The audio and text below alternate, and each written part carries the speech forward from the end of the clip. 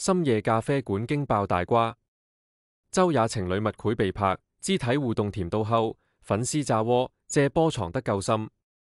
深夜的都市像一頭蟄伏的巨獸，白日里的喧囂被濃稠的夜色吞噬，只剩街頭霓虹在冷風中閃落，映照着空無一人的街道，仿佛在守護着一個即將炸裂娛樂圈的驚天秘密。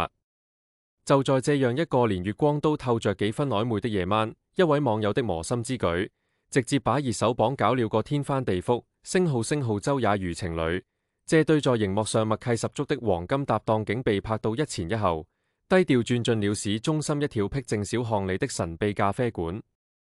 星號消息一出，全網瞬間炸開鍋，評論區直接淪陷，無數網友化身福爾摩斯誓要爬出這場深夜密會背後的狗血真相。鏡頭下的兩人沒有了公壇上的光鮮亮麗，一身簡約穿搭卻難掩奪人氣場。周也一頭柔順長髮隨意披散，素淨的臉上帶着幾分小燕的嬌羞，步伐輕快卻又透着一絲不易察覺的緊張。身旁的情侶則一身休間裝，身姿挺拔，眼神不自覺地往周也身上瞟，舉手投足間滿是小心翼翼的呵護。兩人一前一後走進咖啡館，全程壓低了帽檐，生怕被人認出，那副做賊心虛的模樣，瞬間讓吃瓜群眾的好奇心飆到了頂點。這絕對不是普通朋友聚會，救命！他倆的眼神都快拉絲了，誰看了不說一句好甜？照片剛被曬到社交平台，評論區就像被投了一顆深水炸彈，點讚和評論量以火箭般的速度飆升，分分鐘衝上熱搜榜首。有眼尖的網友放大照片，直接爬出了驚天細節。星號情侶手裏端着一杯熱咖啡，小心翼翼地遞到周也面前，動作溫柔得能嚇出水。周也低頭接過，嘴角揚起的笑意藏都藏不住。抬頭的瞬間，兩人目光交匯，那眼神裏的默契與親近，簡直甜到齁死人。星號更讓人尖叫的是，有細心網友發現，兩人落座時，情侶的手不經意間碰到了周也的手背，周也不僅未躲開，反而偷偷紅了臉，借波肢體接觸，直接把有榻以上，戀人未滿的曖昧氛圍拉滿。一時間，全網化身俠堂大軍，各種腦洞大開的猜測滿天飛。有人激情喊話，這絕對是年度最甜 CP 預定。之前那些片場互動原來都是糖渣，正片在借人呢？船有人腦補出10萬字狗血言情劇本，難道是地下戀情曝光？船是偷偷約會被抓包？這劇情比他倆演的偶像劇船刺激，就連平時佛系吃瓜的網友都忍不住加入戰局，調侃道：情侶終於脫單了，周也可得對我們哥哥好點。評論區裏表情包、二次創作視頻刷屏不斷。井號周也情侶深夜密會，井號娛樂圈有一對真情侶，井號等話題直接逃榜，妥妥的全民狂歡現場。而這場密會的地點，更是把狗血懸疑的氛圍拉到極致。知情人士爆料，這家咖啡館藏在鬧市深處的一條小巷里，門口沒有顯眼的招牌，周圍連個監控攝像頭都找不到，簡直是地下戀情約會聖地。更離譜的是，有八卦博主直接爬出了咖啡館的內部佈局，昏暗的燈光、隱蔽的卡座、隔音效果一流的包間，處處透着此地無銀300兩的小心機。這絕對是精心策劃的約會。八卦博主信誓旦旦地分析：你看這選址，既要避開狗仔的鏡頭，又要保證私密性，不是談戀愛誰費借勁啊！這番分析瞬間點燃了網友的八卦之魂。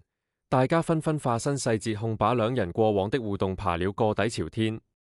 要知道，周也和情侶早就不是第一次合作了，從古裝劇到現代戲，兩人搭檔過無數次，熒幕上的 CP 感直接拉滿。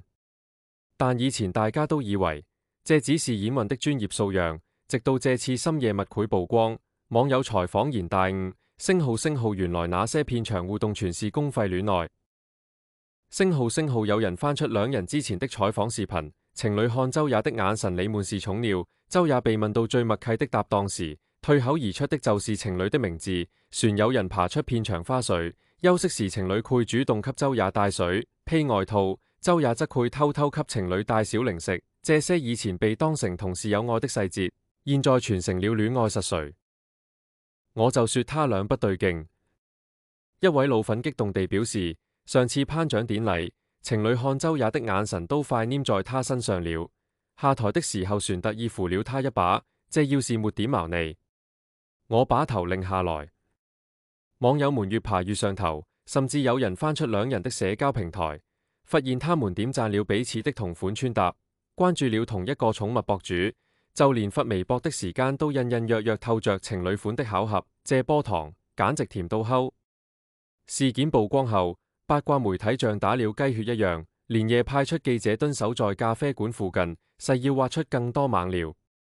據現場記者爆料，兩人在咖啡館裏待了足足3個小時，期間全程有說有笑，情侶時不時低頭湊近周也耳邊說悄悄話，逗得周也笑得花枝亂顫，那副旁若無人的模樣，連路過的服務運都忍不住偷偷圍觀。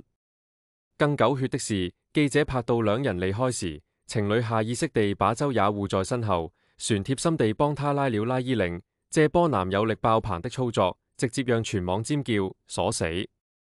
給我原地裂分。但就在全網洽糖夾得熱火朝天的時候，粉絲群體卻直接分裂成了兩大陣營，吵得不可開交。一邊是洽糖黨高舉真愛大旗，瘋狂產出各種剪輯視頻、合成婚紗照，甚至腦補出了兩人從戀愛到結婚的完整劇情。評論歐李全是祝福鎖死甜暈了的喊，另一邊則是理智黨冷靜地表示，大家別過度解鬥了，可能就是朋友之間深夜談心，明星也需要私人空間啊。船有人擔心，萬一只是合作新劇的秘密碰頭，這麼一鬧，還不是很尷尬？兩派粉絲吵得面紅耳赤，評論歐直接變成了大型辯論賽現場，有人激情開麥，都嬲上了船說是朋友。你家朋友深夜去這麼隱蔽的咖啡館約會啊？有人理性反駁，肢體接觸怎麼了？好朋友之間也配勾肩搭背啊？這場甜黨與理智黨的大戰，直接把事件熱度又推上了一個新高度，就連路人都忍不住湊過來吃瓜，這瓜也太狗血了，比電視劇船好看。其實在娛樂圈，明星深夜密會早已不是怎麼新鮮事，但周也和情侶的這場約會，卻偏偏掀起了這麼大的風浪。說到底，船是因為兩人的互動實在太甜，太有毛膩了。業內人士一鉗見血地指出，明星的私人生活從來都是公眾關注的焦點，尤其是這種熒幕情侶，一點點風吹草動都會被無限放大。周也和情侶這次密會，算在這麼隱蔽的地方，本身就容易讓人浮想聯翩，再加上兩人互動太親密，不被扒才怪。這話確實不假，想想看，在這個八卦滿天飛的時代，明星的一舉一動都逃不過網友的眼睛。哪怕是喝杯咖啡、逛個街，都能被腦補出一場驚天動地的狗血大戲。而周也和情侶的這場深夜密會，更是把娛樂圈潛規則展現得淋漓盡致。星號越是低調，越容易引人遐想；越是親密，越容易被貼上戀愛標籤。星號。如今這場深夜咖啡館風波船在持續發酵，網友們的腦洞也越嚟越大。有人猜測兩人是不是要官宣戀情？有人腦補他們是不是在談婚論嫁，船有人甚至爬出了兩人的同款戒指，直呼這波藏得夠深。而當事人周也和情侶卻置之沒有做出任何回應，這波沉默是金的操作，更是讓吃瓜群眾的好奇心吊到了桑子眼。究竟是地下戀情曝光，船是好友深夜談心？這場牽動全網的狗血大戲，到底會迎來怎樣的裂局？我們拭目以待。但不管真相如何，有一點可以肯定，這波深夜密會絕對是今年娛樂圈最甜、最狗血的瓜，沒有之一。